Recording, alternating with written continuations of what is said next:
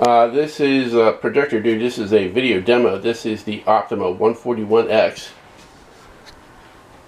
That's a 120-inch pic.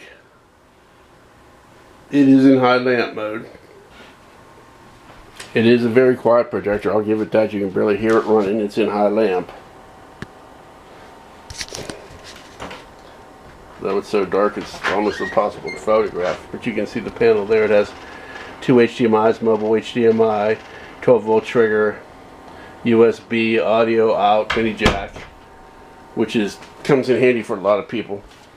The best thing about this projector is its price point. This is just discontinued probably this year.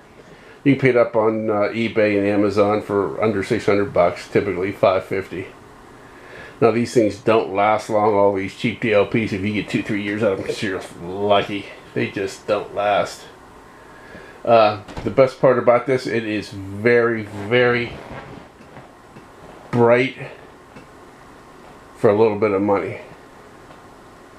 You see, it's a fairly well lit room.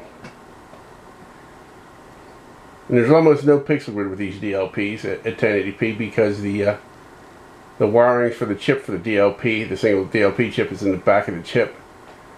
So the space between the pixels is very, very small compared to the LCDs, which have the wiring for each individual pixel, and the 3 chips go in between the pixels, which means they have to be larger and robust to handle the wiring. Which means that if you're 6-7 feet from this, you barely see the pixel grid compared to an LCD. So that's the main advantage, which gives it a better contrast. And the contrast is very good in this. The blacks are decent.